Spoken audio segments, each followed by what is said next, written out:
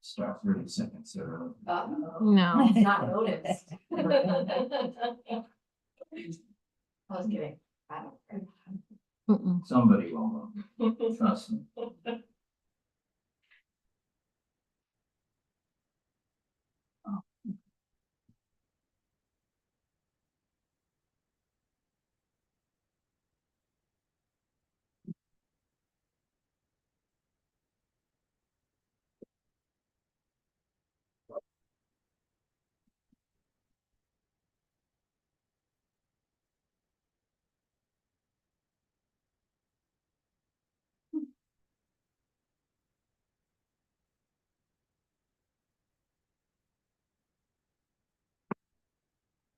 Please stand for me. Pledge of allegiance.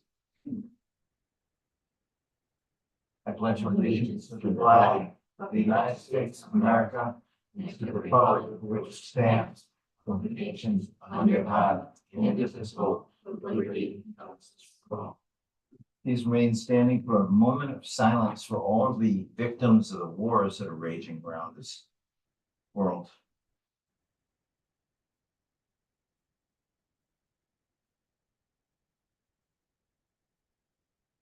Thank you. The first thing I'd like to do is to have Rich. First and foremost, I'd like to make a public apology to Mr. William Gill.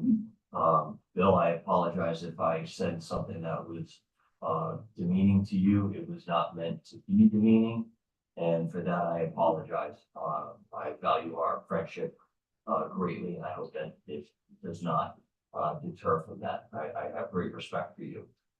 Please don't think that those words were meant to bring anybody down. I apologize. May I make a statement? Certainly.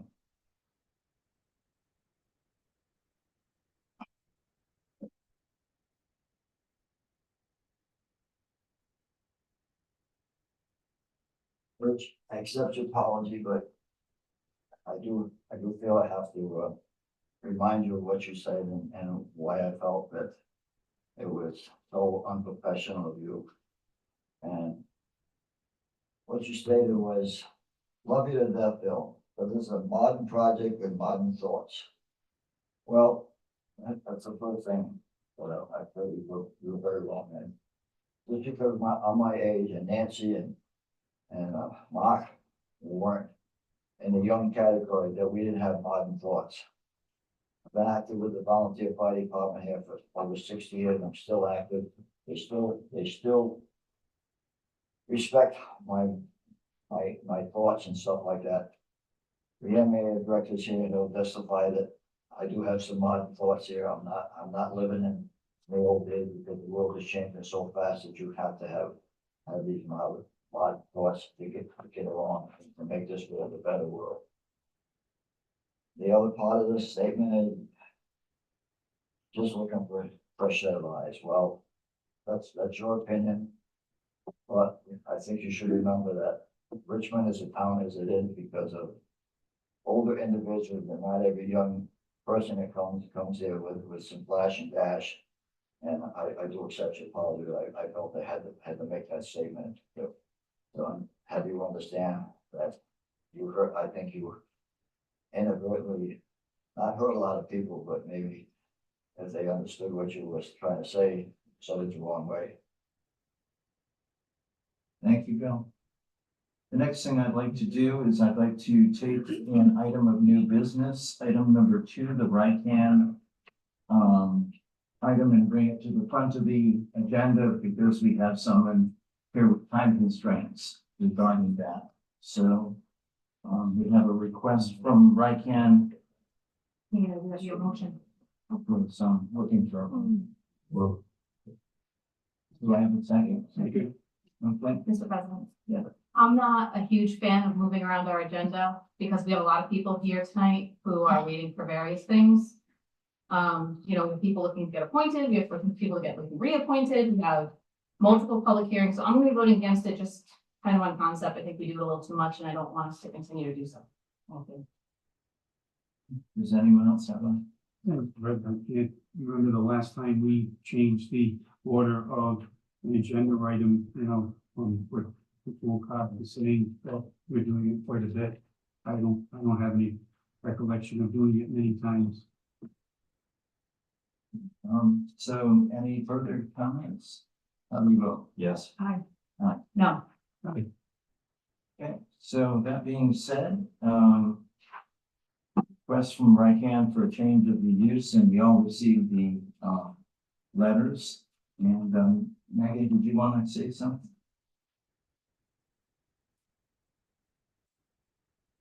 Thank you. Obviously, I'm here tonight in support of RICAN. I think, when we have 730 households in the town of Richmond that are cost burdened right now, RICAN is an excellent resource for our community. And one of the key points that I've always found special about RICAN is that they're part of their mission is to treat people with dignity and let them come in and shop with dignity. And if you go into RICAN right now, you'll notice that the floors are in dire need of repair, desperate need of repair. And RICAN was incredibly lucky to have an additional funds left over from the project that was approved by the last council. So I hope that this council deems it fit to put that towards the floors. I think there are many folks that utilize RICAN that would really appreciate that. So I'm here in support. All right, well, thank you. Anyone else? Mr. President, I move to approve their request, RICAN. Second. Okay, all those, any discussion? All those in favor? Aye. Aye. Aye. I wanted to say something real quick. Yeah, RICAN, you don't have to sell me on it. RICAN does a great job. I know a few people that work in there, volunteer their time. They're so enthusiastic about it. I mean, I'm really amazed by it, really. And they run a nice operation over there. Very, very organized, very, very clean, very, very classy. You know what I mean? So it gives people a good feeling when they walk in and whatnot. I think they do a superb job. Me too. Okay. So we voted, right? Did you vote? Okay. All right, the next, agenda item is I need someone to make a motion to open public hearing. So Yes. Motion to open public hearing for the outdoor entertainment, license of FRI for H Leaders Fair. second. Can we make a motion to continue item 1, please, first? Mr. President, so I make a motion to, We can backtrack over that probably because we have a motion on the floor. We may have, you skip the first one. Oh. So, Mr. President, my motion is to put off the outdoor entertainment license for the Richmond Smokehouse to the next council meeting. Mr. President, I have a motion on the floor. I'm going to vote my motion real quick. So we have to vote on the motion I'll before just we. revoke it. Remove it. thank Okay, you. so you're revoking it? Yeah. And who made the second? Withdraw to get the proper thing. Say I did. Okay. Yeah. All right, now, go ahead with your Okay. motion, sir. Mr. President, I'd like to move to the next council agenda, the entertainment license for Richmond Smokehouse. You'd like to remove it? Yes. Okay. Do I have a second? No, Continue, right? Continue. thank you. Sorry. I'm sorry, who was the second? Do I? Thank you. Okay, all those in favor? Aye. Aye. Aye. Okay. Now, President, yes, sir. motion to open public hearing for the outdoor entertainment license for the 4-H youth fair. Second. All those in favor? Aye. Aye. Okay, Anyone? I'd like to invite. Is anyone here from that organization? President, hearing nobody, motion to close public hearing. Second. All those in favor? Aye. Aye. Aye. Mr. President, Orchestra. Mr. President, motion to approve outdoor entertainment license Second. for 4-H youth fair, June 27th through June 30th, 2024. Sorry, second. All those in favor? Aye. Aye. Next. Mr. President, motion to open public hearing for an outcome entertainment license for Warwick Civic Orchestra, DBA Warwick Symphony Orchestra. Second. Second. Okay, all those in favor? Aye. Okay, is anyone from the Warwick Civic Orchestra here to speak? Hi there, I'm Catherine Gagnon. I'm the music director of the Warwick Symphony and a resident of Richmond, and we are seeking to perform our third annual concert at the beginning of the fairground season in support of Hasbro Children's Hospital Arts and Resident Programming. All donations to benefit. So, do you play an instrument? I'm the music director. I'm the conductor of the ensemble. Great. I just wondered if you played. I do. I'm a French horn player. Okay, I'm a trumpet player myself. I remember that from last year. So we have a motion to approve. We have both public hearing first, Oh. Mr. President. Okay, We'll do a motion to close public hearing. thank you. Mr. President, Thank you. move to approve the outdoor, Counselor Cosmo, if you could just slow down, we gotta vote on the motion on the floor. Oh, yeah. How do you vote? oh. Aye. Aye. Go ahead. Aye. Move to approve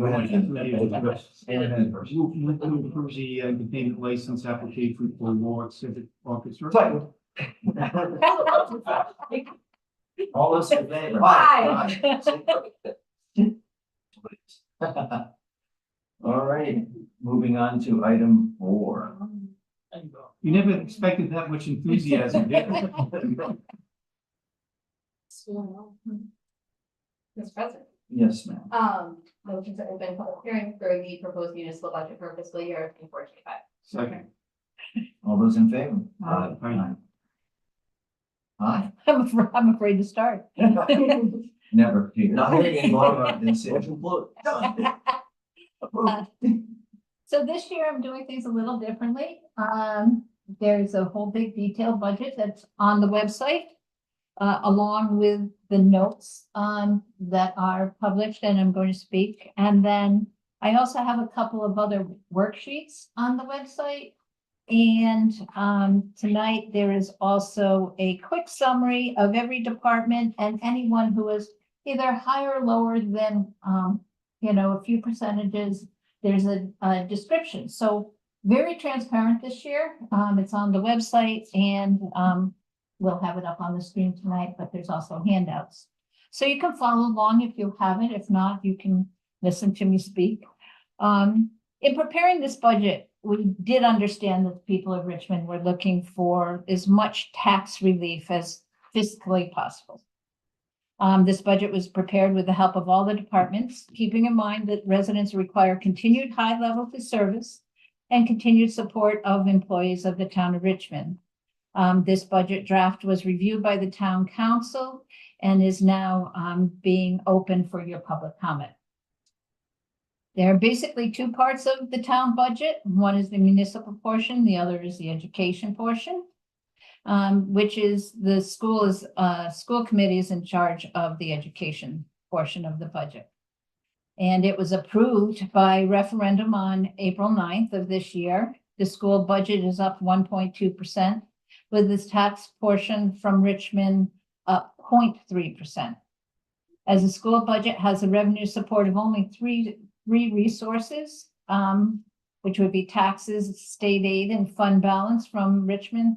The budget is actually relatively simple. School expenses are I'm going to round up, $21.9 million in the approved budget.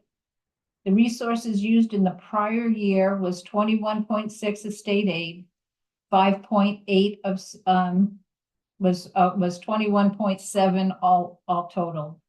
5.8 of that was state aid, 15.8 was taxes, and fund balance was in the amount of 111,000 from the school fund balance that was held in the town and general fund balance of about 81,000. The current year budget of the 21.9 is funded through 6.1 of state aid, 15.7 of taxes, and an increase for Richmond of $270,000. There is a spreadsheet, that's okay, you're busy. There is a spreadsheet that breaks out funding sources for the budget. And it breaks down what I just explained for this school, and I will be talking about the town. Okay. It is probably your third page in. On this one now. Oh, well. So.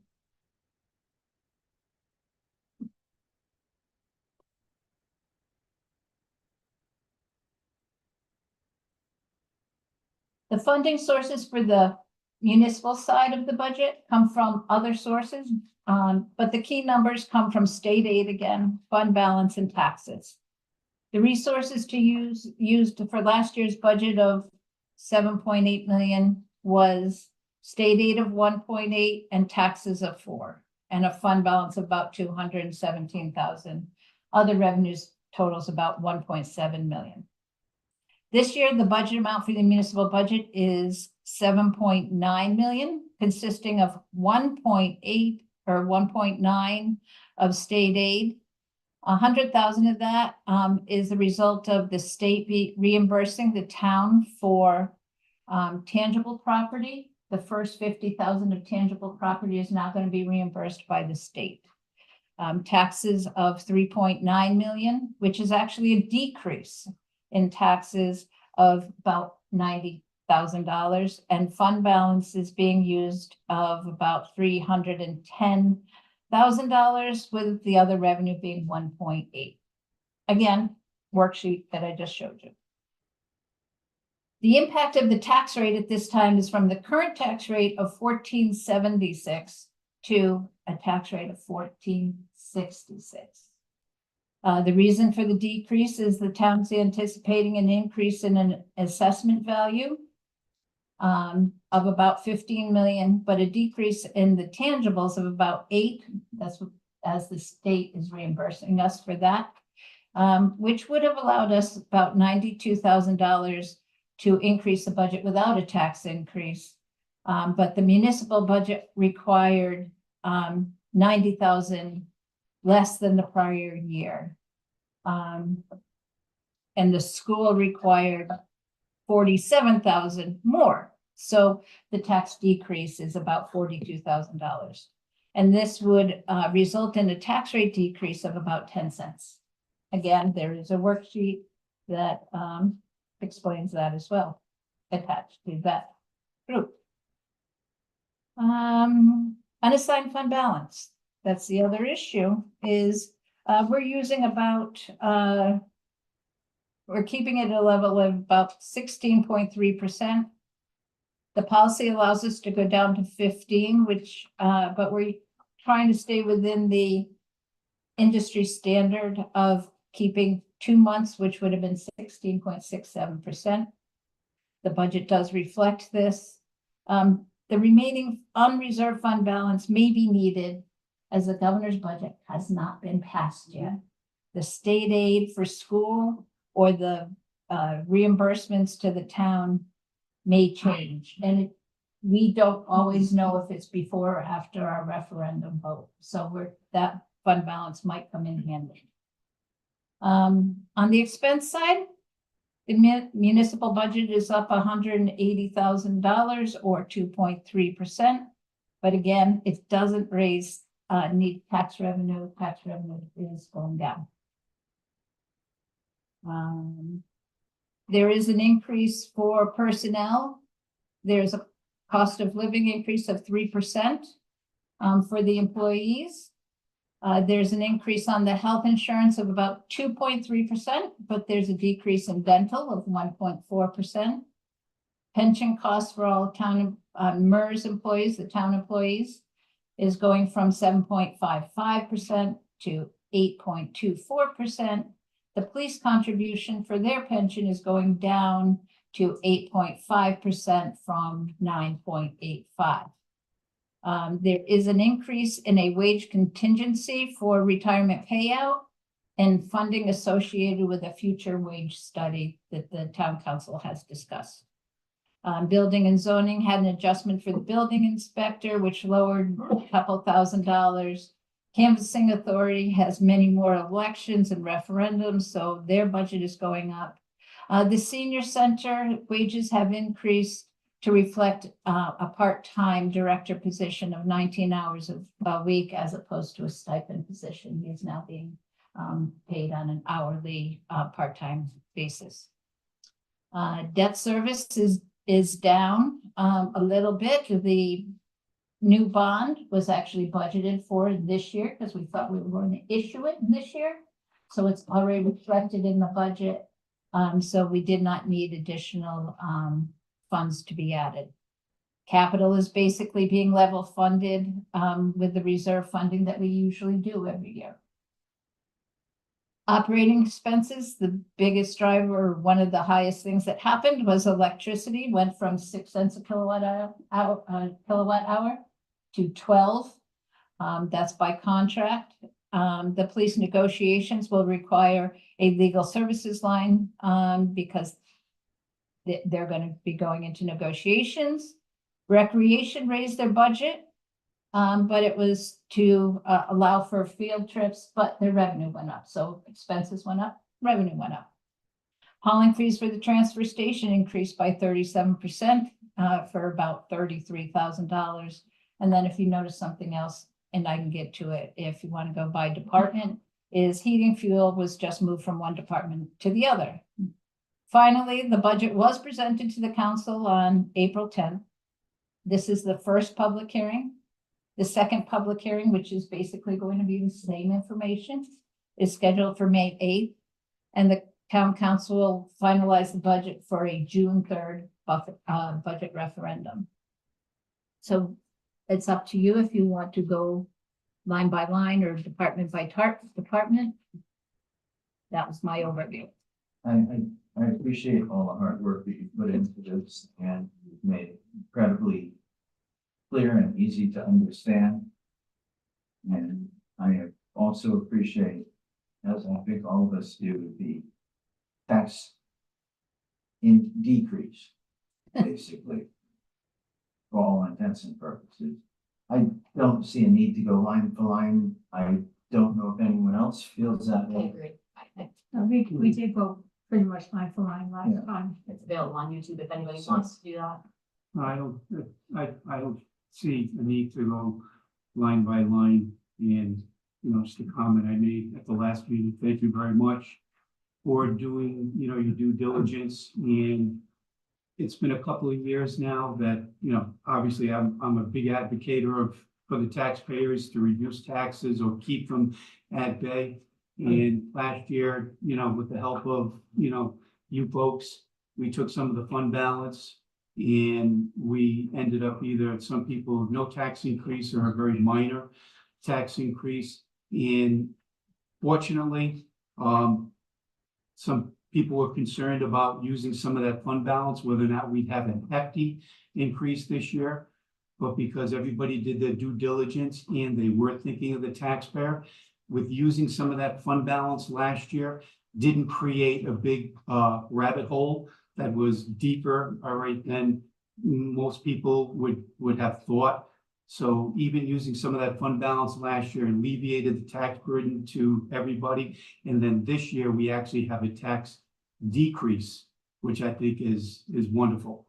And I think that's keeping in mind our taxpayers in town. Mr. President, Yes. that was me. I was the lone vote against putting that decreasing the fund balance, but I'm also comfortable with sometimes being wrong. It was a risk that I didn't want to take, and whatever. I'm glad that the town staff literally made it so easy that we didn't have to make any tough decisions. Right. The town staff made all the tough decisions for us and presented this to us. We are just here to approve it, really. So thank you again to the staff who made those tough choices for us. Laura, I'm gonna miss you.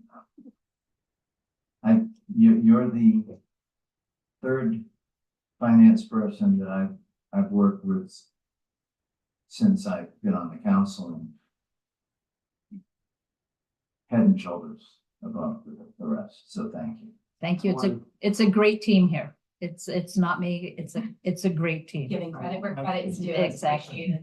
Laura, I want to say, the same thing. A big numbers cruncher myself. And sometimes we kind of look at numbers, but sometimes we kind of look and we can't see past the numbers to the compassion for people. And I have to say, the amount of people that got up at that podium this past year and told of their stripe about their taxes, about how tough it is to paying their taxes, that you folks listened to it. I think it was good. Thank you very much. Mr. President, motion to close public hearing. Second. All those in favor? Wait, we gotta continue, but we gotta allow public. Because we're gonna continue it to the next public hearing, but, I'm sorry. sorry. Vote my second. President, the public hearing is for anybody in the audience that has anything to ask. Is anyone? That's a question. Sir, right, Me too. Take the person to talk first. I'll go last, go ahead.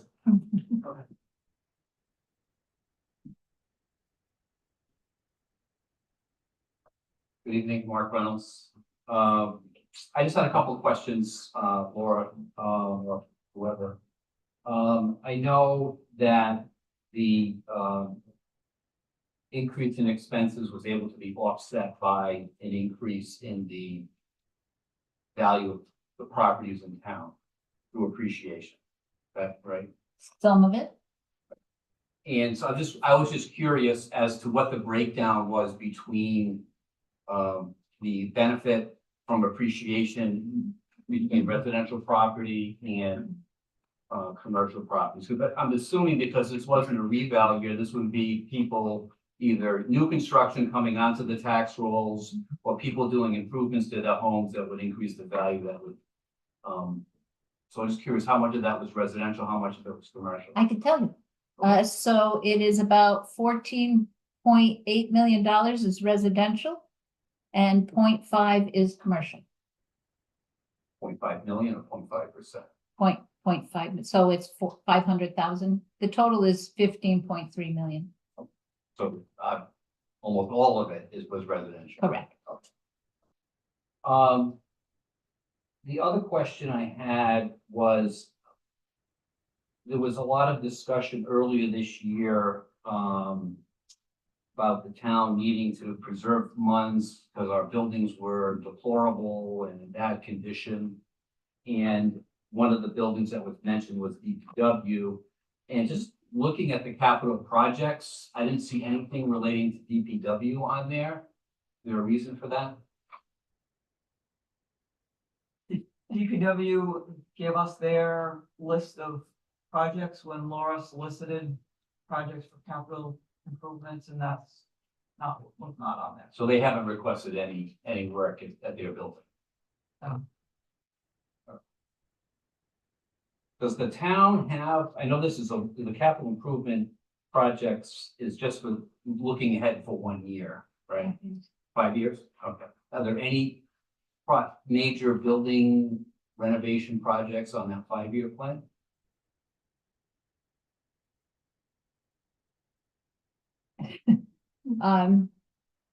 There is one project that has been sitting in the 5-year capital plan for many years, and that is a community building. Yep. That is still there.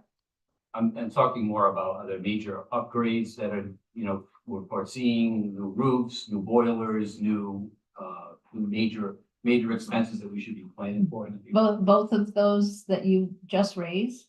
New roof is already set aside funding for.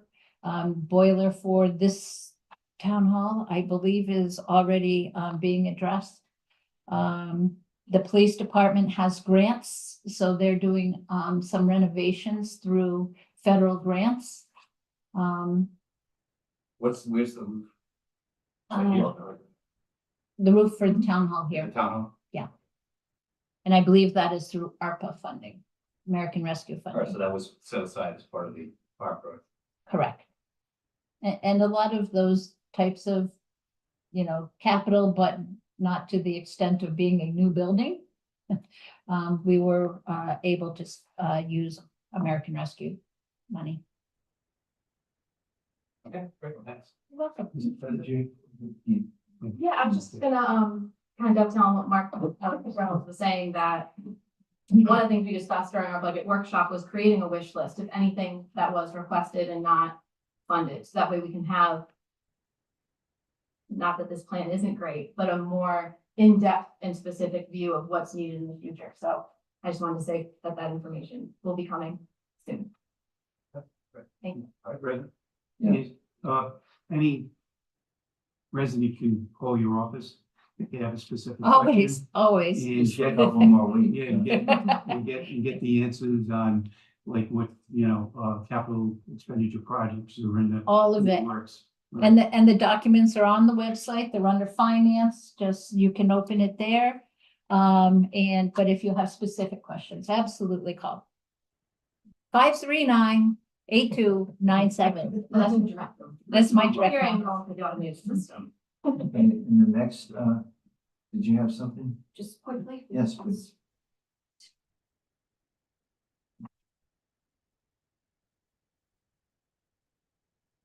Good evening, my name is Allison Croak. I'm the president and CEO of Wood River Health. I'm a resident of West Kingston, club the SK side, just over there. I just want to thank the finance department and finance committee, both the town council, for restoring the funding that was missing from last year's budget to the health center. Although small in total amount, every dollar really helps. I know you're all very familiar with our organization. We have experienced some significant growth even in the last 12 months where we've been bringing on new patients and trying to bring on new staff. I see it really as an investment in the health of the community, what you're investing in our health center. 1 in 5 Richmond residents get their health service from the health center. That could be dental, that could be primary care, that could be something else. But I just really want to thank you. See if you have any questions about any of the new services that we're providing or any of our expansion. Have you gotten your X-ray room installed yet? So, when you came for a tour, and you're all welcome to come for a tour, I mentioned that we did have a non-binding letter of agreement, letter of intent to lease with Yale. It was non-binding and they backed out of that. So, it's been kind of difficult to find someone who is willing to lease that space. We went to speak to, XRA merged with, Brimming. And they aren't interested in opening any new sites. So at this point, Yale has had some turnover in terms of its senior leadership. So I restarted those conversations and I'm hopeful that with the new conversations I'm having that Yale's interested in the move because the space is built to their specifications and ready for them. And so I'm trying to get them to yes, that's currently where we are. Because I know that really would be a big help for the community. Oh, yeah. We're looking at both just basic X-ray for diagnostic purposes and then potentially ultrasound. Because those are our top, other than mammogram, those are our top 2. And that would be a good revenue stream. Yeah. Yes, well, for us, it would be mostly just the rent, the rest would be for Yale to put it on. Yeah. So. Oh. Yeah, thank you. Thank Thank you. you. Mr. President, I'd like to also thank Allison and all of your staff there. Every time I've been there, I've been very impressed with people and the facility. Right, thank you for saying that. I'll pass that along. It's, it's hard. Healthcare's hard. Frontline healthcare workers, patients can be complicated, but they seem to go to work every day with a smile and friendly demeanor, so it's great. My family's gone there since 2005, and I've had the pleasure of when I ran clinical engineering at Westerly Hospital of surfacing that facility with medical equipment. So thank you. You all. Thanks for coming, Tim. Thank you. Do we have anyone else? Sir? Bob Cardozo, West, Wood River Junction. This is probably the best budget I've seen in 20 some odd years here. And I wanted to thank you for it. For someone who doesn't have water, sewer, trash, or fire protection. I do have the best damn police department in the state of Rhode Island. The chief told me that many times. I want to thank you for a great budget and God bless. Thank you. Thank you. Sir?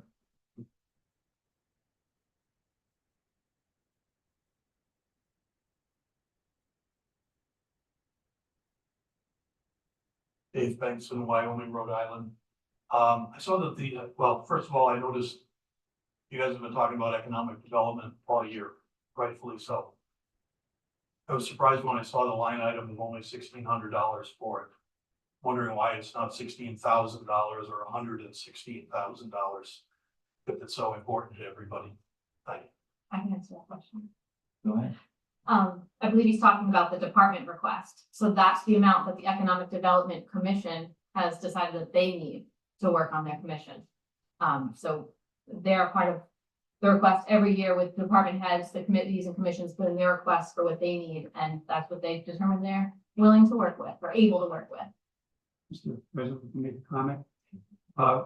About 5-6 months ago, I did make a proposal to use some of the ARPA money to hire a part-time economic development director.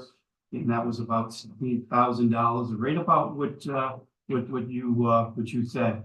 And unfortunately, it didn't pass muster, with the council, but hopefully, this upcoming year, it's a great budget, and now we all understand that in order to make this budget better and to keep these tax increases at bay, we have to start really, looking at our industrial and commercial and get it going and get somebody in here that's a part-time director right now for economic development, because we'll get it back tenfold, if not more, to keep your taxes stable. Mr. President, I have to just make one comment. It seems like every time I'm talking, Mr. Nussany is making comments, and it's interrupting me where I can hear him in my left ear, and it's very disrespectful. So I would like Mr. Nussany, if you have something to say, could you please wait your turn and not try and talk me down because you feel you don't want to give me my fair time here on the council. Mr. Day has already brought you down on the table for doing what you did. Will you please don't do it to me, please? But we did put that proposal on the table. Yes. Okay, any other comments or people? That being said, we need to make a motion, or is this automatic? Mr. President, motion to close public hearing. Okay. Is there anybody on We continue public hearing? Okay, I thought we closed it, then continue it. Okay, so, Mr. President, motion to continue public hearing. Second. All those in favor? Aye. Aye, sorry. Okay. Moving on to the consent agenda. President, looking to approve consent agenda items 1, 2, 3, 4, and 5. All those in favor? Aye. Aye. Now we have public forum, so I invite anyone who feels that they would like to do so, step up, identify yourself, and bring up the topic that you're interested in discussing. Anyone? I do have one person online. Okay. Love to hear on.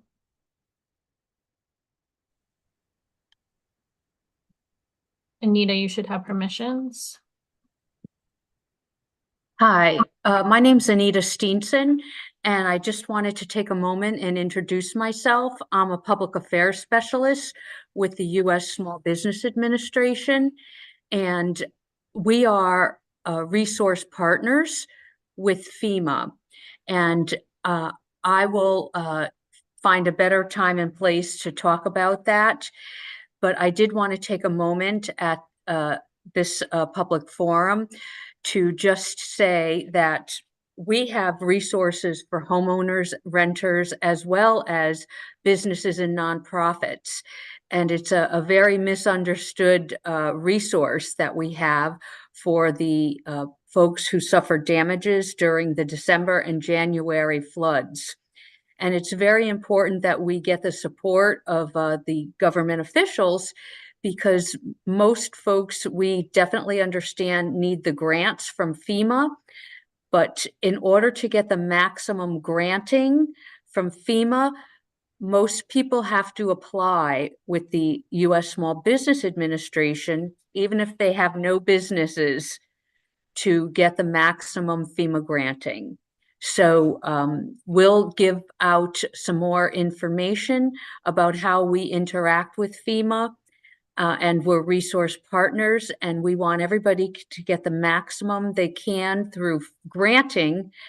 And of course, we do have loans. We're talking about 2.688% for homeowners and renters, as well as business loans.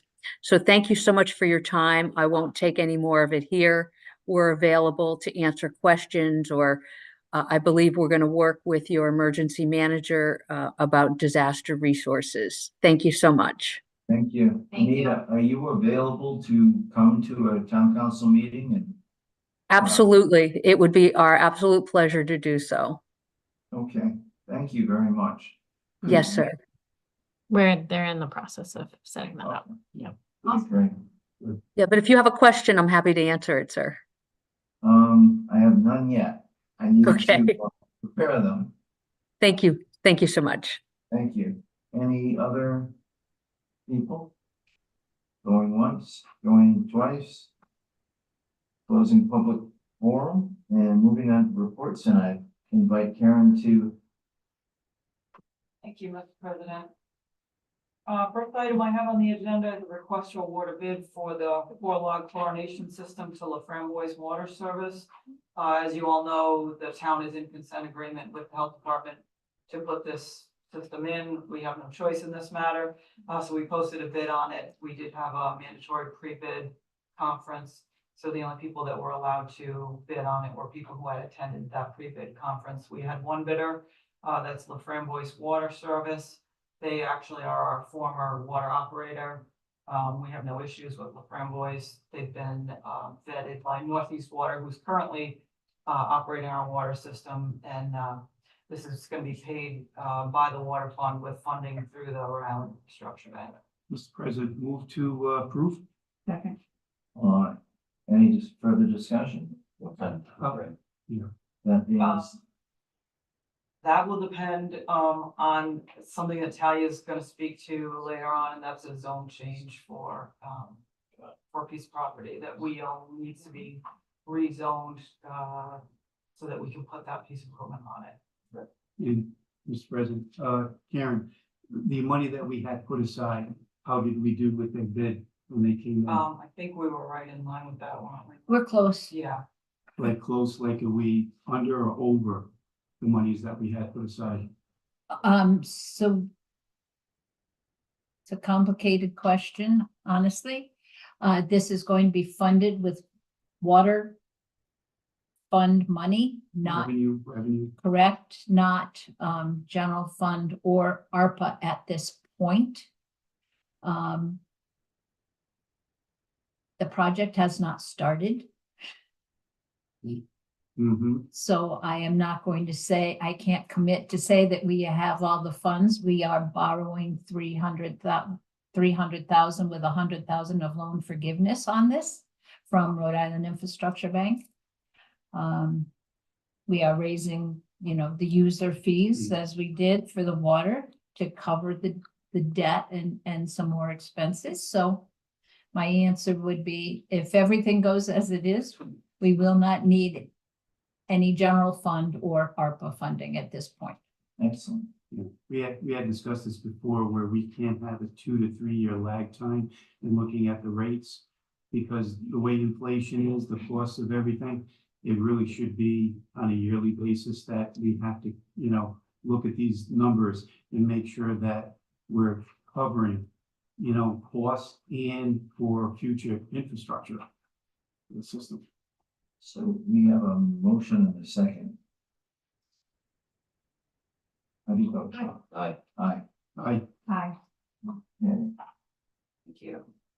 Second item I have is a request to award a bid to, for heating and cooling services to Valley Heating and Cooling. Valley was the overall low bidder on this. They have been working for the town for years, and we've never had anything done. Mr. President, move to approve. Second. Any further discussion? Question, what did the bid come in at? There were several pieces to it. There was, I don't have it in front of me. There was an hourly rate. There was a, markup for, part. So there's not one overall number.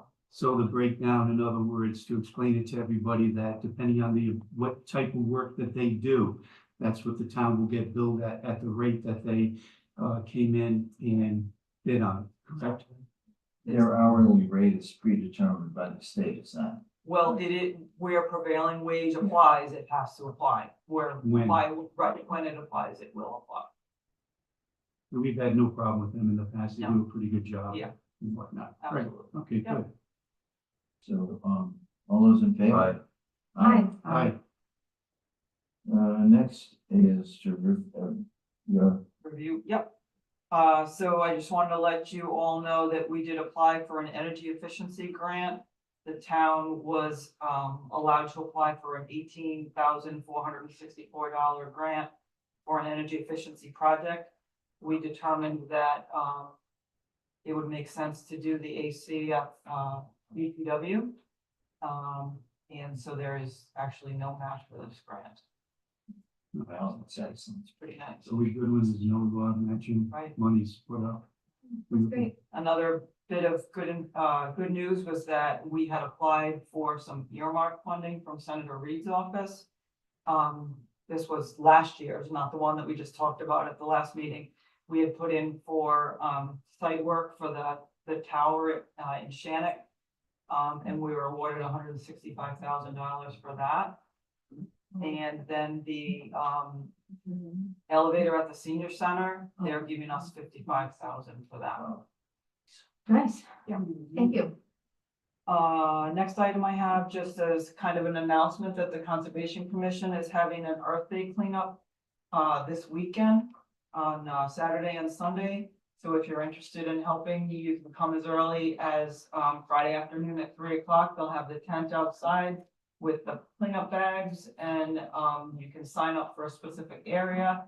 Once you clean up your trash, you leave it at a designated place on the side of the road. You will let DPW know where it is, and then the Conservation Commission, DPW will come along and pick all of that up. So we appreciate anyone that's willing to pitch in. Along those same lines, the governor's office was looking for each city and town to approve a resolution for a litter-free Rhode Island. You have a sample resolution attached to your agenda. Mr. President, move to approve the resolution for a litter-free Rhode Island sponsored by Rhode Island Governor McKee. Second. Okay, any further discussion? None? How do you vote? Aye. Aye. Right. Next item, FEMA, but I'm gonna skip over that for 1 second because I'm gonna let Randy speak to that. I'm just gonna go on to the last item, which is a discussion on the process. As you know, we've discussed having a municipal court here. Chris and I talked about it. We talked about discussing with you kind of what the process would be for that, whether you would want to solicit applicants for that, or whether you would want to just kind of nominate someone, you know, that you know of and agree on an appointment. Mr. President. Thank you. We literally just went through the process of hiring a solicitor, and I think that process works smoothly and seamlessly, and there's no reason why we can't just replicate that for a judge versus just, like you kind of said, I know a guy, let's nominate him. I don't know what they're doing. Maybe that was a bad presentation. So, we just follow exactly what we did when we appointed Mr. Zangari, then we'll be all set. So is that a motion? I can make it one. Would you? Motion to hire a municipal court judge in the same manner in which we hired Attorney Zangari. Second. All those, in favor? Sloppy motion. Aye. Aye. Thank you very much. I'm gonna let Randy speak to the last item. Hey, before you go to that, sorry, Randy, talking about the municipal court, I'm looking at the court clerk. I thought if the clerk is, I We're think that not does, quite there yet. it does come further on the agenda. okay, all right. Evening, Town Council, Mr. President. First off, I'd like to start by thanking Richmond's DPW, the Finance Department, the Planning Department. They've all pulled together to produce these numbers, to get FEMA in this area, to help residents out with granting and funding for any of their disaster relief. So I'm here to bring on some public awareness of this, that you can see it now on the screen. The disaster hotline. If you have any disaster that happened through the December and January storms, please call this number. FEMA will come to your house and help you register. They will physically register you so that it'll be pretty seamless. As far as now, they've canvassed about geographically 20% of the town, which is about 20 households, and they've already administered some funding. Some of this funding is non-returnable, so the quicker you get your registration done and they're recognized by FEMA, they will determine what you need, along with SBA. Anita was out talking earlier. I need to remind you that the deadline to register is May 20th. I know there are some residents that have reached out to me that have not even signed up for this yet. I can't tell you enough, please call this number. I cannot do it for you, the town hall can't do it for you, you need to sign up for this. It's free, they make the determination whether your disaster is enough for funding. That's all I can do, I'm trying to help. I'm trying to help the residents here. You all need it. I've seen the destruction. I know, I hear the stories. I'm sorry. Happens.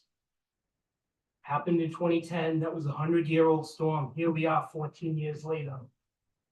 Same situation, probably a little worse. Some people probably would need help filling out the forms and Correct. so on. Do we have that available for them? The 800 number will bring a representative right to your home with a computer that will do it for you. Nice. That's what FEMA is here for. So if you see them riding around, stop and ask them. That's what they're here for. They're trying to go door to door. It's impossible, but they're trying. They're here doing it for you guys. They're here doing it for the town. They're trying to get some resilience built up in this town. I can't beg you enough. Please call the 800 number. That's all I have. Thank you. So thank you, Karen, for your report as well. And now we move on to. Can I speak to that? Sure. Thanks. I didn't realize it was part of the agenda. Bob Cardozo. I did call FEMA. They had somebody within 24 hours at my home. They filled out all of the forms for me, and in less than 10 days, I got a check. Wow. Oh, wow. This is an incredible resource for our town. Not just our town, but this obviously the state. And it's something to take advantage of.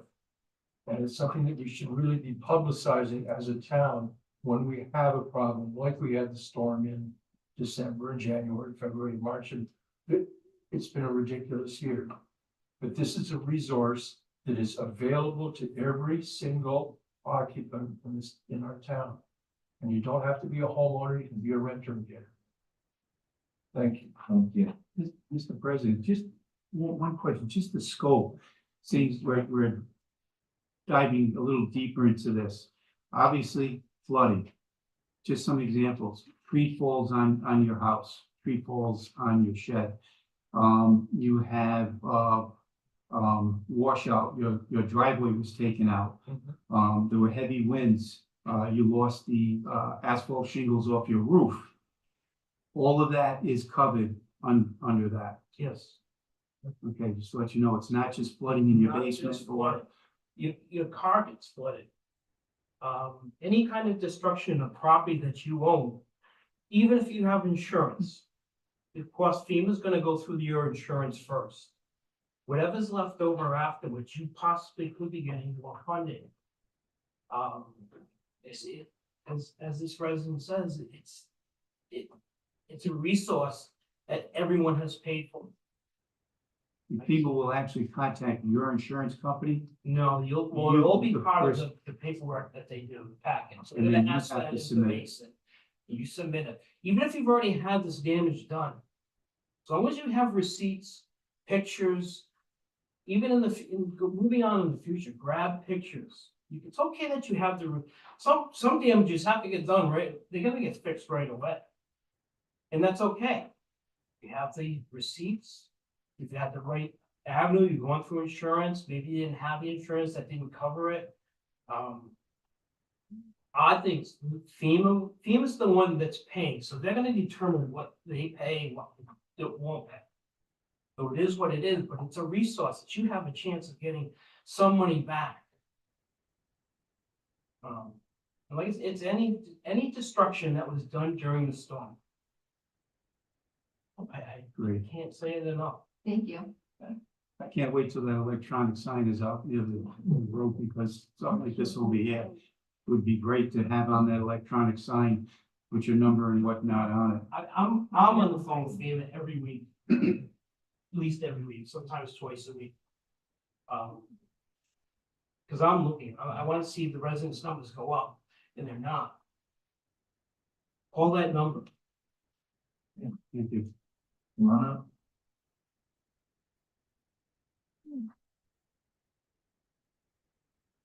So I'm Pamela Rolland in Richmond. I just want to thank you for being here and the woman from Small Business Loan. And I just wanted to reemphasize that in 2010, we had inches of water in our lower level, which was entirely finished. We got FEMA assistance. They gave an initial analysis. We appealed, and they gave us more money as a grant, and also got us connected to the Small Business Association that the woman was talking about later. And we got, $30,000. We repaired our septic system, which was completely damaged from the 2010 storm. And luckily this time we didn't have that damage, but FEMA and small business working together is just an incredible resource. And I hope we get that published, because if people don't know about it, and then that whole, I forgot the name of the neighborhood that's flooded by the. Yeah, right. And so if people don't know about it, they need to know about it. So how can we get it publicized? We publicize it, but we'll do it some more. Right. Can we specifically, is there anyone kind of, like, do they have, regarding Valley Lodge, do they have like a homeowners association, or is? Not that I'm aware of. Contact Dennis McGee. Yeah. Yeah, That's what I'm thinking. if we could work through Dennis so that he could spread the word. I mean, I know that's kind of informal and maybe not. But we're a small town, and that would be a great way to get that information out there. Moving on to the next issue, the tax collector's report and the request for a special meeting. I'd like to interject regarding the 5:30 time. There are 3 people on this council that have new jobs, and myself, I find it very difficult to get here before 6 o'clock. I can't speak for Rich and Sam, but if we could maybe make it 6 o'clock, I know that it's only a half an hour, but it makes a huge difference getting through the Washington Bridge construction or destruction and all of that. Mr. President? Yes. I typically don't have a problem if I act in advance. We have the public hearing, 4:30, but I put that in February. But you never know, like, that with a new office, what that's gonna bring. So I was just gonna say that I'm a hard maybe at a 5:30 time, but if council wants to find another time, we can do that. Mr. President, Yes. Marcy did touch base because she couldn't make it here tonight, and she said, sometimes they have this meeting at 6 o'clock. It is open to, it's a public meeting regardless. Right. And at this point, we had 1 applicant, so she had 1 taxpayer agreement, so she did say 6 o'clock was Okay. fine. So that being said, I'm looking for a motion. Mr. President, make a motion to approve May 21st, 2024 to discuss tax payment agreements. Do I have a second? Second for discussion. Okay. Did we get time? We're gonna do 6 o'clock. Yes. Okay. All those in favor? Aye. Thanks so much. Appreciate you accommodating my We have, next up is the Recreation Director's Report, Morgan. Hi. Hi. So first, we are requesting to rehire 10 staff members from last year for summer camp. Excuse me, Morgan, can you introduce yourself so that way everybody knows who you are? Morgan Cusmano, I'm the Recreation Director. So we are requesting to rehire 10 staff members from last year for summer camp. First is our Assistant Director, Amanda Grundy. And then we have 9 counselors who are looking to return. Erica Christensen, Julia LaFontaine, Ruby Taylor, Samantha Beauregard, Savannah Fisher, Jack Grissom, Sadie Grissom, Amanda Moyer, and Jonathan Palmer. Mr. President, Yes. motion to approve all 10 hires. Second. All those in favor? Question? These are the, summer, counselors. 9 of them are counselors, 1 of them is the Assistant Director. How's the ratio? We do a Oh. 1 to 10 ratio. 1 to 10 ratio? Mhm. And how is it this year over last year, like with your numbers so far? So last year at this time, we had 55, right now we have 70 campers. And now you're up to 70? I think you may need another counselor. We usually hire at least 10, so we will probably need at least 1 more. Last year, we actually hired 12 because we had 95 campers. Okay, wow. Well, it's good to see the numbers are, going up. That's nice. Yeah. Yeah, great program. And then we have one more thing. The Recreation Department is also requesting a raise for the Assistant Director position from 15. She was in the middle of the sentence. That was, We have you a gotta ask motion for now? permission before you speak. obviously. Go ahead. We're requesting a raise for the Assistant Director position from $15 an hour to $17 an hour. Okay. Yeah, the original Yeah. motion. So the original motion was just to approve the hires. Right. Amend Right. to add the, I can amend my motion to as a wage increase for Amanda Grundy. Second, I'll amend my second. Okay. Now we're voting on the amended motion. That being said, did you have any more? No. All right, excellent. Sam, you want to, soon after, excuse me, Councilman Wilcox, do you want to make that for the Assistant Director position, so it's not specific to the individual? In case. Good call. In case you have to replace her. Yeah, that makes sense. That's a good call. Thank you. So I will again amend my motion for a second time to make the wage increase for the Assistant Director. Second. Thank you. Okay, all those in favor? Aye. Aye. Aye. Aye. Thank you. Okay, next up is Talia Gillette. Hello, council. So I have 2 things on the agenda, both of which are related to requesting an authorization for the town clerk to advertise for a public hearing. The first are proposed amendments to chapter 18 of our code of ordinances. The second is in relation to a future land use map amendment as well as a zoning map amendment for property located off of Quincy Ranch Road. Under the first item, these are changes that have been promulgated in relation to changes that have been made at the state level. It's not really right to discuss these amendments at this point in time. It would be better to discuss them once we have the public hearing open. But if you have any questions about the amendments as they are prepared, you're welcome to reach out to my office. It's a pretty substantive undertaking. But I'm pretty happy with how it's come together.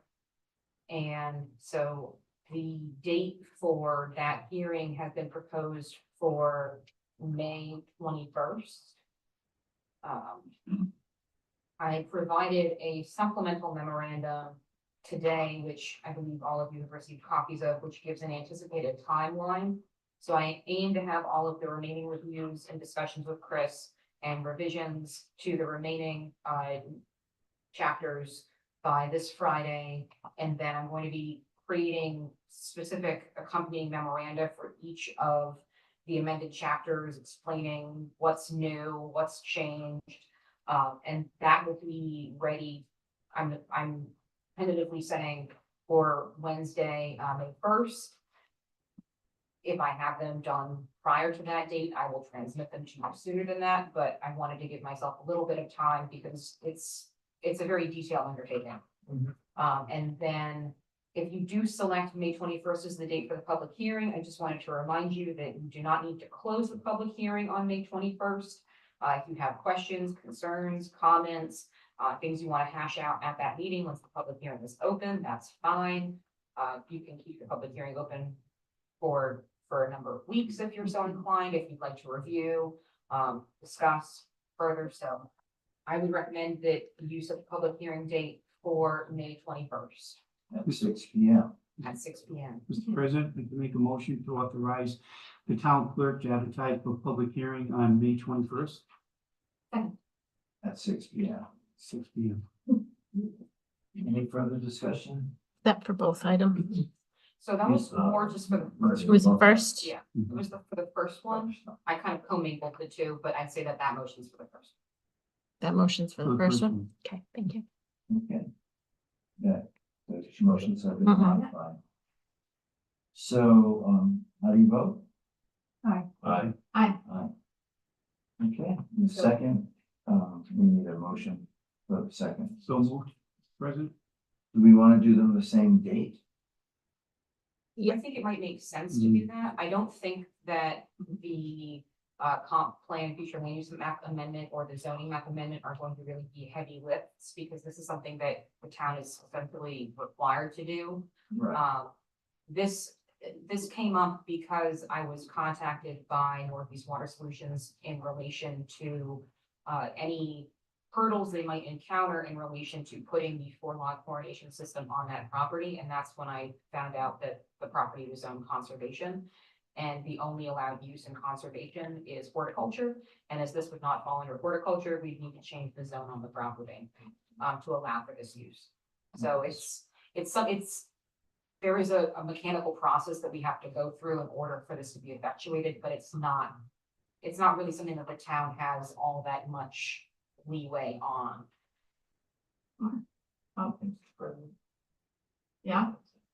Thank you. So I did watch the planning board meeting regarding this item, and there was a lot of concern with how quickly it was pushed through, and I understand the urgency. I definitely do, and I agree with that, and I'm not gonna delay or stall this. But after talking to a few different people, planning board member, multiple, Attorney Zangari, what I want to do, in addition to putting this towards a public hearing, is asking our planning board to take the time to do it the way they wanted to do it. They spitballed a couple different ideas, ways to allow this use to happen versus and not have it be this way. And I won't speak for them and what they want to do, but I want to give them the opportunity to vet that a little more slowly, a little more methodically, so we're not changing a 29-acre parcel without kind of that process, if that makes sense. So in addition to advertising it for public hearing, I wanted to push a recommendation to the planning board to vet. Wouldn't that be part of the public hearing though, to have the planning board? So the planning board already gave an advisory recommendation through the town council. They had some questions about why we needed to rezone this property. And the reasoning is because this is something that the town has an ongoing consent agreement with the Department of Health in relation to actually having this installed. The rationale for the location is that it has to be within a certain distance of the other technology that's related to the water system, because it has to be able to communicate with each of the other components. I understand that there were some reservations about rezoning the property, but I would note that as a council, you have the ability to rezone property and put limitations on those rezones. You can limit the use, you can do all different kinds of things. It's under your authority to do that. So if there are specific concerns that the council has or that the planning board has that they've communicated to members of the council, those very well could become conditions of approval for the rezone. But I would say that this is a very, very time sensitive item. We need to secure this funding in May of this year. So not to put anyone under the gun, but it's part of this is that I wish that the building planning and zoning department had been contacted before it had gotten to this stage. But now we're in the mode of, well, it got to this point. Now, I mean, we have to make it a shorter time frame, but we still have to follow all of the processes that are required. So. Mr. President, I can make one It's comment. kind of he was next to. Okay, okay. We don't have to do the whole 29 acres. Do we? I think that if you were to rezone only a portion of the property, you might run into difficulties in the future in the event that you might have to like change a component of the system, or you might have to install piping or something along those lines. I mean, again, it's up to the council to make that determination.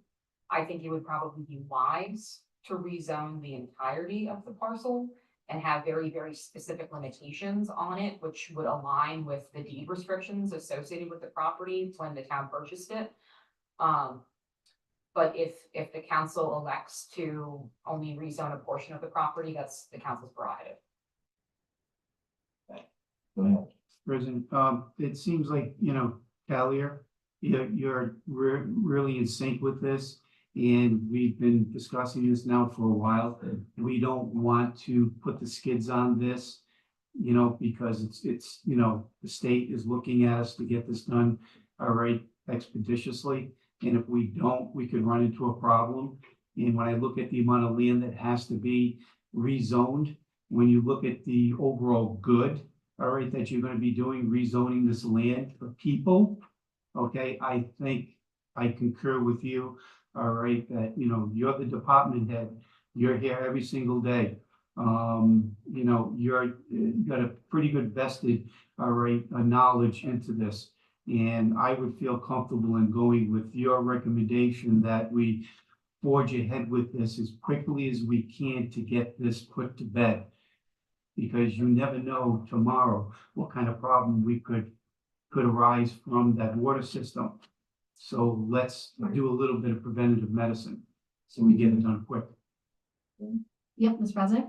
I just want to reiterate, because I believe it's been misunderstood by multiple parties. I'm not saying we delay this at all. What I'm saying is we continue down this path, but then a whole nother path, recommend the planning board go through and vet it the way they want to. One of the suggestions they made was what Vice President Desaney brought up was rezoning part of it, and just going through and listening to their thoughts on it and give them the opportunity to say, yeah, it's good, yeah, it's bad, no, never mind, scrap it. So I'm not at all saying that we delay this, because I understand the urgency for the people who drink the water. We want our people to have safe drinking water. What I'm saying is, in addition to going down this path, we allow them to go down or recommend they go down the second path and vet all their ideas, all their thoughts in the way they respectfully wanted to, if they had all the time in the world.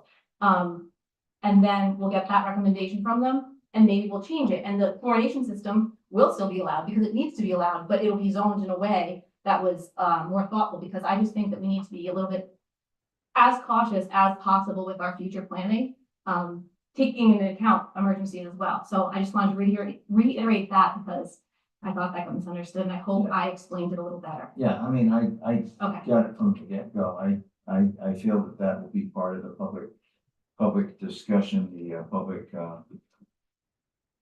forum regarding this. So, I mean, if you wanted to, as a council, make a motion to have me explore other options in relation to the property, like rezoning a portion of it, you could very well do that if that's what the council is inclined to do. I'd like to make a motion, and normally presidents don't make motions, but I'd like to make a motion that we explore rezoning just 2 acres of that property and not the entire portion. I don't want some sort of giant facility there ever, so. The motion is approved. Do you want to make that just a request to planning? I mean, they do have an advisory now, but to explore other options, I don't know, you need to make a formal. Right, okay. Doesn't need to be as specific. Yeah, But you can make that request. okay, I just wanted to Or just enough of land to actually put the equipment. Yeah, whatever we need and then double it, and then the rest, keep it clean, but anyway, I digress. So we have a motion on the floor and If I just may, before you, I have a motion, I didn't have the second, but there is a cost savings to combine both public hearings because of the template language Right. is very similar. It's going to be a very large ad. It is typically when we have zone change amendments anyway, but the language templates are the same and it does require a 3-week lead advertisement. So that's why we're at that 21st day of May, and it will be a savings to the town to combine those ads. Can we also, with the idea of getting a little more information, we've already got the company hired. Can we hear what they have to say because they do this professionally? All right, you know what I mean? So I would really like to hear what they have to say about the amount of land usage that they could foresee this maybe possibly having in the future to upgrade the system, because then we're going to be right back at the same point again. If we have to upgrade the system, we add more people to the system, then we're going to be scratching our heads like we should have done this when we had the opportunity to, without having to go through the expense of doing this all over again. Yeah, Because we we have- plan on adding more people to the system, don't we, over time? I don't know the answer to that question, but I do think that having all of the associated parties in attendance would be very Sure. beneficial. I think Northeast Water was planning to be here. for the Good. public. Good. One of when the planning board made their advisory recommendation, one of the things that they recommended was that they wanted to have a representative from Northeast Water Solutions attend the public hearing for the town council, just to answer any additional questions that you might have. I will note they did not design the system. That was done by a separate engineering firm, but they can speak to the contents of the proposed plan. Well, with that being said, Mr. President, that they've done plenty of these in the past, what they could do is they can bring examples of a similar system like ours and how many acres is put aside, all right, for the workability of the system today and projecting a little bit in the future how the system will be expanded. That to me is going to be invaluable. That's certainly possible. I don't know if there are necessarily comparable examples to what we're doing here, that they've dealt with, that they very well might have. I don't know. But I'm sure that they'd be able to furnish any information that you or any other member of the council might have. Great, thank you. Questions. so we have a motion and a second. And I assume that motion That was was my second motion, who seconded it? What was the motion again? to schedule this the same Same day. day. Oh, yeah, okay. I second You were the that. second? Okay. Yeah. Thank you. Okay, did you have anything else? No, it was for May 21st, right? Yeah. 21st. At 6 p.m. All right, how do you vote? Aye. Aye. Aye. Okay, thank you very much. Mr. President, are we going to ask the planning board to still do that, or is that something that council's not interested in? Well, as part of the whole public hearing, I would hope that they would. Okay. Thank you. Okay, next is appointments and resignations. And item number 1 is discussion and consideration of 3 appointments to the Wellness Committee with a term expiring November 30th, 2025, but we have 2 appointments here. There's 3 openings. To openings. clarify, there's only 2 applicants at this time. Mr. President, move to approve Kelly Lynn Ward Miller and William G. Day. Kelly Lynn. Kelly here? And put somebody, they're not here, they're online. No, online, nothing. All right, Mr. President, like to. Well, I'd like to, Bill, what? I'm gonna amend my motion. Yes, thank you, council. As I got older, now I got a shot at you, Rich. But I realized, a lot of the things I've been involved in the town of Richmond is doing wellness. Long-term member of the Hope Valley Wellness Fire District. Ron Motion and I, we put together a monthly letter for, goes into the senior center newsletter. I understand there's a couple hundred people that received that newsletter, and what we talk about is safety in all areas. May is, mental health awareness month. We really hit it hard in our newsletter for mental health, for all our citizens in the community. The second thing that I've been involved in a number of years, of course, has been EMA, and, under Joe Arsenault, we were coordinating with the other EMA director in, Washington County, and they ran, and I volunteered over 175 hours. Karen was there, I think Laura was there, probably maybe a couple other people I missed. If I did, they were sitting here, I apologize, but, we coordinated the, clinics at Cherhoe. We were the lead EMA at the Cherhoe, clinic, so we had it at the middle school, and we coordinated with the rest of the EMA for the Washington County. The third thing is that, I know Dr. Harrison very well, but this town is very, very fortunate to have him involved in wanting to work with this town. I had taken a course with him, and it was called QR Suicide Prevention Gatekeeper Program. So, I think I'm very much interested in the wellness of our community, and if you choose to appoint me, I'm gonna do everything I can to keep us safe and happy. Thank you. Thank you, Bill. You want to go ahead with your, I'd like to make an amendment to the motion that seeing Kelly Lynn Ward Miller is not present. I'd like to amend my motion to appoint William G. Day to the Wellness Committee. Second. Second. all those in favor? Aye. Aye. Mr. President, I have a question though. We went through this once before, that people don't necessarily have to be here. Not if it's a renewal, they don't have to be here if it's a renewal, but it's preferable for them to be here. We made it. If it's, But does anybody know that? If they have to be Yes. here? Yes, they know. Clerk's office notifies them to attend. Only Mr. President. okay, the, Bill, and welcome to the committee. You're gonna bring a lot of life experience, all right, to the committee. We look forward to it. Thank you. I know. good night, Bill. Good night, Jim. Next item up is discussion and consideration of Paul Lombardo Senior. Request for renewal to the Senior Activities Committee for the term expiring May 31st, 2027. Mr. President. Motion to approve Paul Lombardo Senior, with the term expiring May 31st, 2027 to the Senior Activities Committee. Second. All those in favor? Aye. Mr. President. Welcome to accept the resignation of Scott Lombardo from the EDC.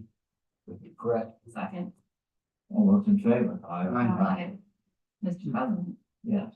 Motion to approve the renewal of Ruth Boleen, the Affordable Housing Committee with the term expiring May 31st, Second. 2027. With present. Thank you. All those in favor? Aye. Aye. Thank you. Mr. President. Motion to appoint Jessica Purcell to the Affordable Housing Committee with a term expiring May 31st, 2027. Second. All those in favor? Aye. Aye. Unfinished business.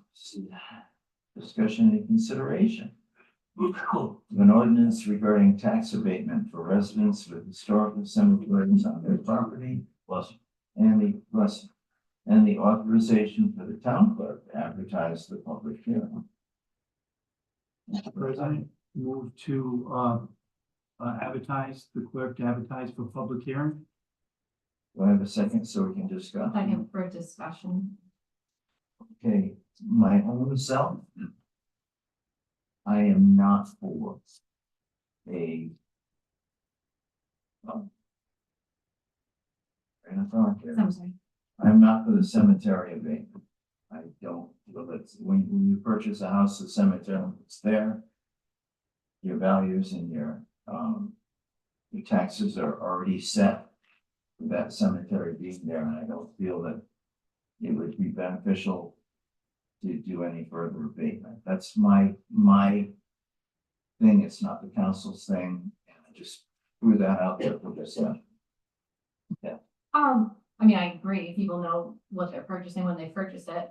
I think there's a lot of little nuances that we need to really flesh out in order to get it there, and I expressed the concerns last time. Who's gonna be checking up on the property? What will happen if the property's not, the cemetery is not maintained? How does it get, removed from the role?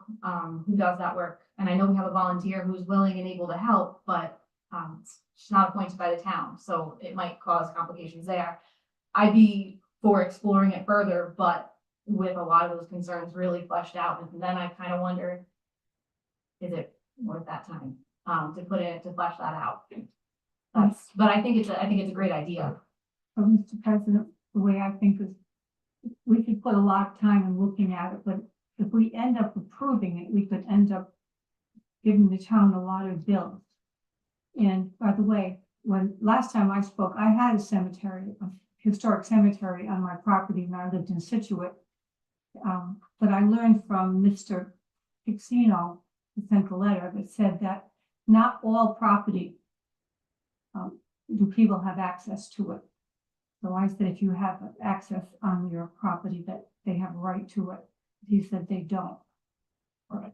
I wouldn't, to me, it's not worth it to, if you pay someone $100, if you're keeping up a cemetery, that doesn't touch anything. So to me, it's a waste of money for $100 and a lot of work for people checking up on people. I had when I lived in the Potawatomi section of Warwick, I had a historical cemetery on my property as well.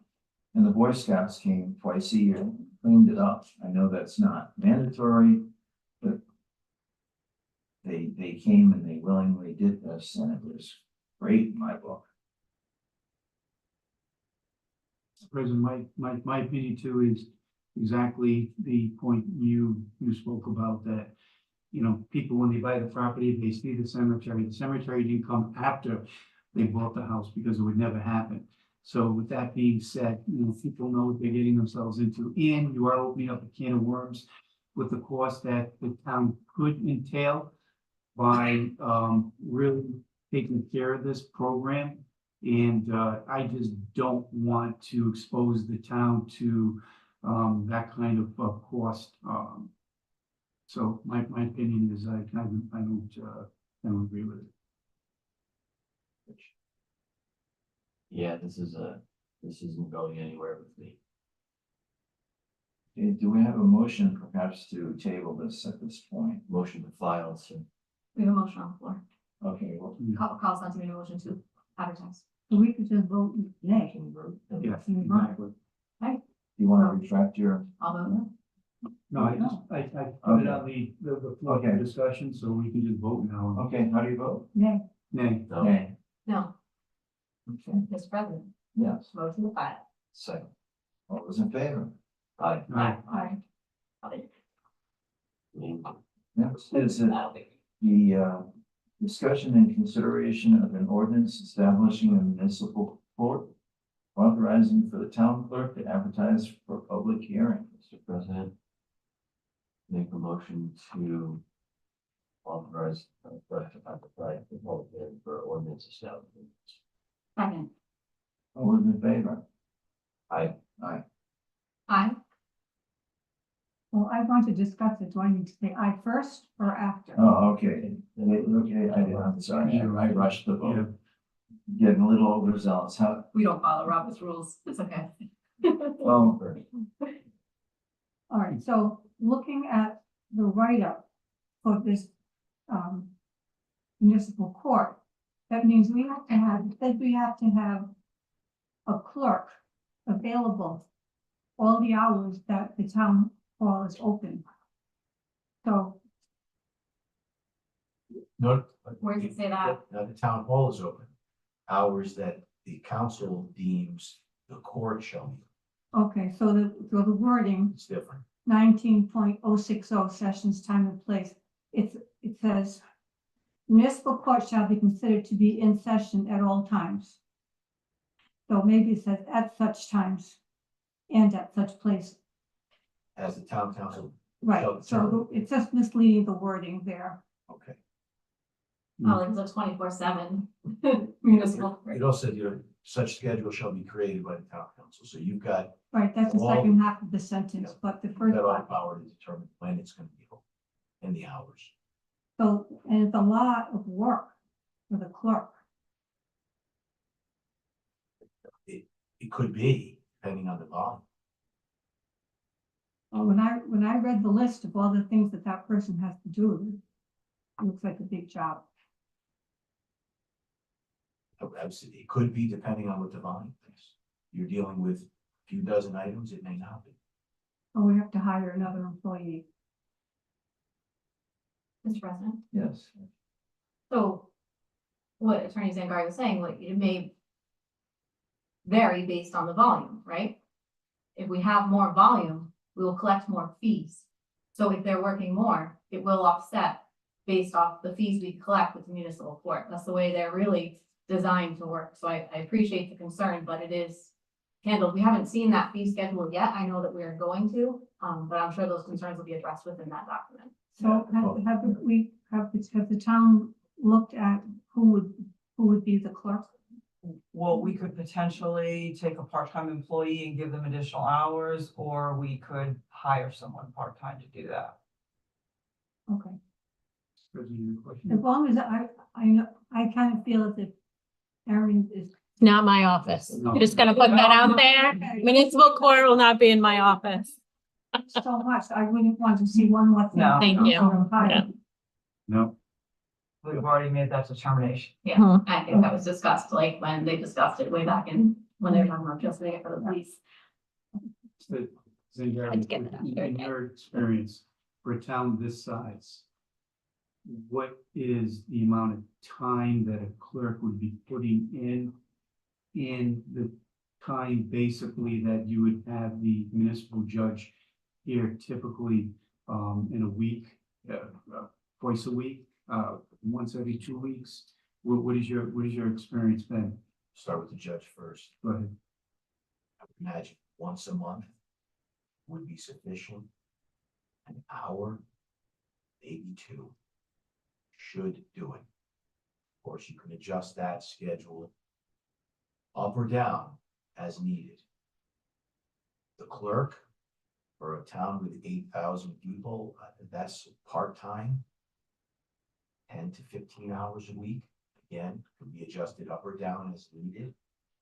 I mean, if you're dealing with, in a month, 30 violations, that could be 8 hours a week. Could be one day, could be 4 hours. And refresh my memory, you made a statement that the revenue would mostly come in on what end to the municipal court? The volume. Upstairs. No, I'm pointing Oh, upstairs. okay. Most likely, the volume will come from probably traffic issue with the police traffic tickets. The most common things you'll see are speed. The housing violations have a larger fee, but are smaller in number. And then those tend to be more discretionary on the part of the judge. So you really don't know what you're gonna see as far as housing violations, code violations, zoning, or traffic. So that's to be determined. I don't know what the monthly issuance of traffic fines are for the town. I don't have that information. I'm assuming we could get that fairly easily from the police department. That'll give you an idea of volume. And that could be your guidance for how much you're gonna need in the form of clerk, how much time. Mr. President, we had mentioned about getting information from the planning board. Mr. President, it would be good for the chief to present that information to us to see what the traffic violations and how much we're sending to the state that we would actually keep. So in other words, you have a figure amount that you can present to the council. Well, we had this, Sorry, Mr. President. Excuse me. I just wanted to interrupt both. What we had decided previously is to give it a try. And while we're giving it a try, we're going to see all of this. We don't need more reports and more. Well, Mr. President, we already have the numbers from the police department with their violations are, with the speeding, whatever they may be. We've already got that hard number. I just don't like constantly revisiting things that we've already decided on. Things that we've discussed to death, and then we bring it up a month later, and then 2 months later, and so on. I've got to put on it in the sense of brevity. I'll get to you in 1 second. If you wanted, you said something, that you had something to Yeah, I was gonna say? say, I think it's okay to air concerns, but a lot of the things the police deal with can be found in the police department monthly report. We had one, for example, in today's consent agenda that we approved, and I think that might be just a good start to kind of see what and how it breaks down. It says civil, it says accidents, which I know couldn't go to the court, but I just wanted to throw that out as an example of what volume our police is providing to us. It's in the monthly report. Well, Mr. President, my concern would be is we've already got a hard figure, and that would be a great springboard to know exactly what the income is at this point in time, to then look at what the clerk's gonna cost, what the judge is gonna cost. And, I'd be able to make a better decision with that information. And I think the chief wants to say something. He's had his hand up a few times. I thought I would just follow on that. Sure. So citations are issued based on driver behavior. Driver behavior will vary. It'll depend on call volume versus proactive patrol. But the majority, the bread and butter of what RITT sees and what we would see in this report is speeding summonses that are 1 to 10 miles per hour over the limit. Anything over 11 or over 10 would go to RITT. We still get proceeds from RITT. I think what you might see is court costs that will go to the town, and there will be a share with RITT, Rhode Traffic Driving. But we would keep the lion's share of those court appearances. I asked Lieutenant Arnold, who was our prosecution officer, to give us some numbers for 2023. And it varied as to appearances, but there's a first appearance, and actually, I was taken aback at how many people appear in court to request dismissing a good driving record. It averaged, like, March of 2023 was a high month. There were 38 first appearances. That doesn't include hearings for DUI, breathalyzer refusals, things like that. First appearances. I'd like to come before the court to admit this violation, but ask that it be dismissed. Of those, there was approximately 21, average of 21 a month for the year of 2024. That doesn't mean that all of those would appear before the municipal court, but it's fair to say, 50 to 75% of those probably would be before the municipal court. As that is primarily what our officers are doing when they do write a citation. It's speeding 1 to 10. They can exercise some discretion. They see a car going 12 miles over the speed limit. They watch the operator bring it to a stop. There's remorse, good attitude, maybe one prior warning. They can exercise discretion and issue penalty wrong. Right. And I would add to what the chief said, that if you've got the lion's share of the people are invoking the good driving statute, right? They haven't had a moving violation in the last 3 years, and they can prove that to the municipal court judge. What usually happens customarily in most municipal courts is they will dismiss the ticket, but still charge the court costs. It's not a surchargeable offense on their insurance. Good deal for the driver. The town still collects the court costs. I feel that should be the case, barring some hardship that they bring up, because they're paying for the administrative process of what they are doing to have dismissed. Exactly. Thank you, Chief. Sir, before we get too much further. Did you give a cost benefit analysis? Could you step to the podium and give Yes. your name? Bob Cardozo, legal injunction. Has there been a cost benefit done on this? No. Mr. President? Why not? Mr. President? Yes. I believe that's what council had requested. We put in a motion and asked for one. So it's not that it's not going to be done, it just hasn't been done yet. So there's a possibility that still might be done, is that it? No, it's going to be done. It's definitely, council made a motion and made that Yeah, direction to get it done, Mr. President, please. Putting And I also want to say one more thing while I have the floor, is that Hopkinton does this already, and they're revenue neutral, typically makes money, but not a lot. but they're revenue neutral. So I understand the concern. We all hear the concern. We made a motion to get that report, and I assure you, we'll get it. You're welcome. Somebody wanna explore maybe? What was that? Oh, hi Laura, our finance director. Maybe she could advise us on the costs before you leave us forever. I will just offer you what I have learned about municipal court and where it would probably start for here in Richmond. Is that the public safety side of the court would probably break even to begin with on a conservative basis. Between the judge coming in for an hour or two once a month, a clerk, it is anticipated that a clerk would be needed for administrative duties, basically 1 day a week. I have reached out to the RITT court advisor, I guess, or court clerk. He's an administrator. Administrator, I don't know if it's for my information. And that, like I said, the police would probably be neutral. So the revenue and expense would balance to begin with.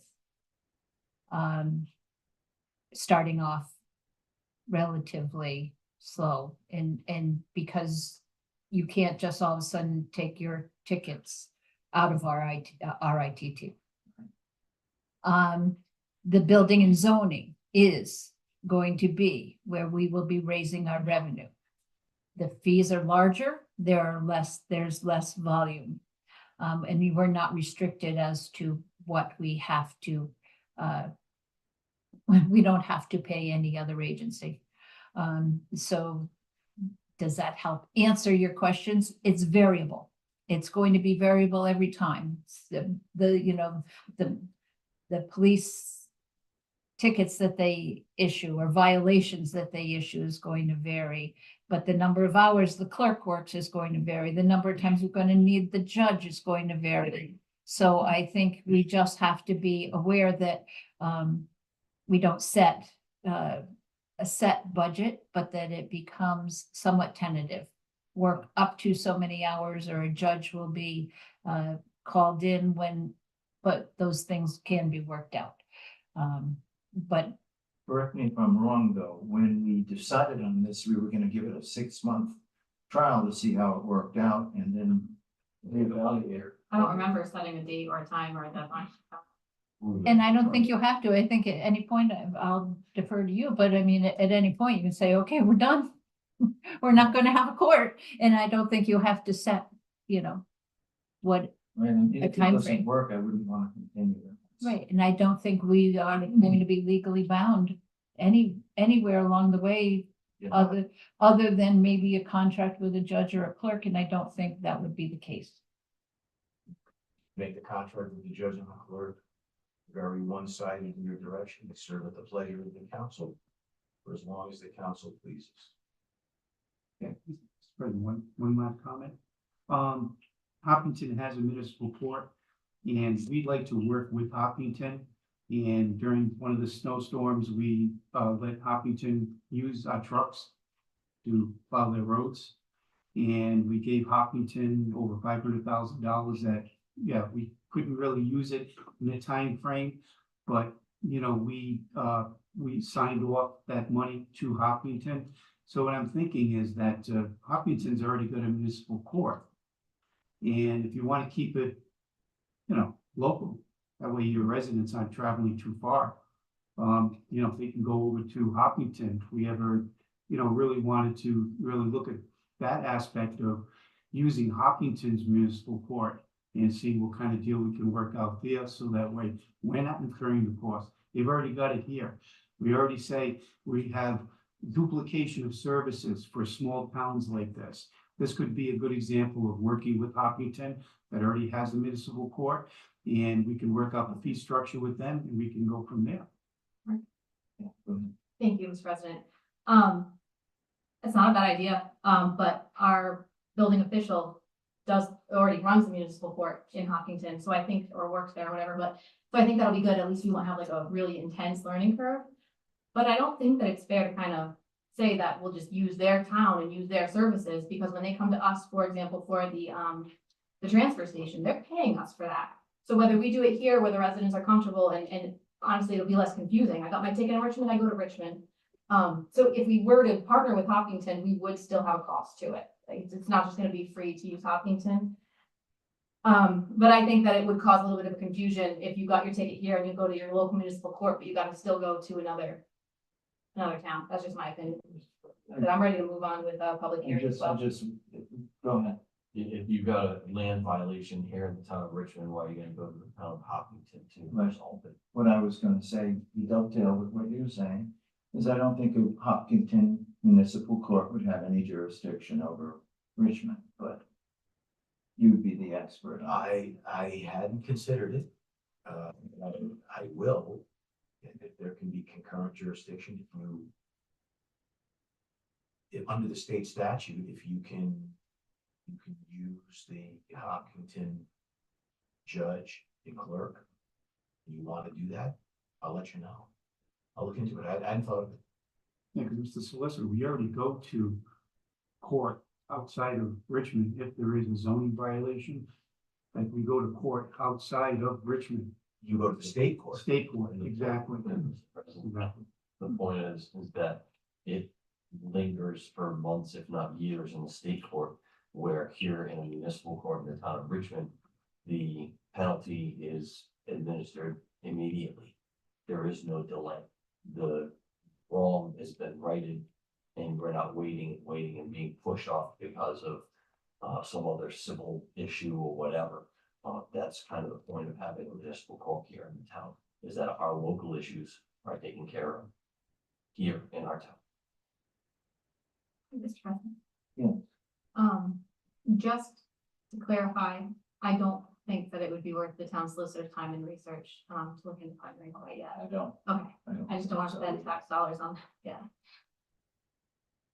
All right, so refresh my memory. Do we have a motion on the floor? Rich made it, I seconded it.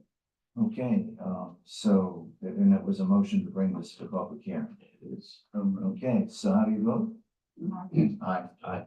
Aye. Aye. Awesome. All right. The next, new business, and the new business is a request from Councilor Wilcox for support of the Economic Development Commission letter regarding property owner outreach. Right, so, there is a little short explanation in the packet, but for the public, I'll just explain. A couple months ago, the planning board had asked for the Economic Development Commission to work on this initiative that would reach out to local, very select, property owners who may be interested in rezoning for economic purposes. And I think council discussed it, but there was a little bit of confusion on whether or not they'd be door knocking. But the Economic Development Commission did decide to draft a letter. And the chair of the Economic Development Commission came to me and asked if I would put it on the agenda to earn council support, because it's something they worked hard on and they'd like to see us kind of back their initiatives. I think it's a good idea. Yeah, I agree. So would you like to make a? Sure, I will make a motion to support the Economic Development Commission's letter. Do I have a second? Okay, all those in favor? Aye. Aye. Aye. Discussion. Aye. Who's gonna be sending out the letter to council? The letter is included in the packet. It's from the Economic Development Commission, signed by the chair. And who's gonna be sending it out? The Economic The Economic Development. Development. We gave them, So we got the authorization to do it. That's the motion.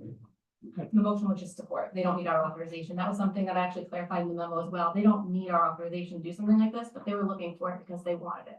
Right, it's a good, Right. it's a good best practice to have everybody on the same page. Right. President, So the vote was, yeah, everybody vote? Council Colasanti has not yet voted. aye. Mr. President, Yes, motion to file communications, petitions, proclamations, resolutions. No, I don't agree. you don't agree with? No, I don't want to file these. There's so many resolutions here that directly affect or will affect the taxes in Richmond. I think we need to look at them and see which ones we will also oppose or support, because it does affect the taxes. Right, so my suggestion would be, and for the sake of time, because this could take an hour. Yeah. Or more. Yeah. My suggestion is each individual counselor make an agenda item for whatever resolution that they want to put forward and put it on the next agenda, and we vote and we discuss it and vote for it. Right, well, Go for that. it's not just a matter of time, it actually says that on the agenda, it says, should any member want to discuss it, put it on a future agenda. It directs us to do that. Well, many of them will be going on the next agenda. That's great. Awesome.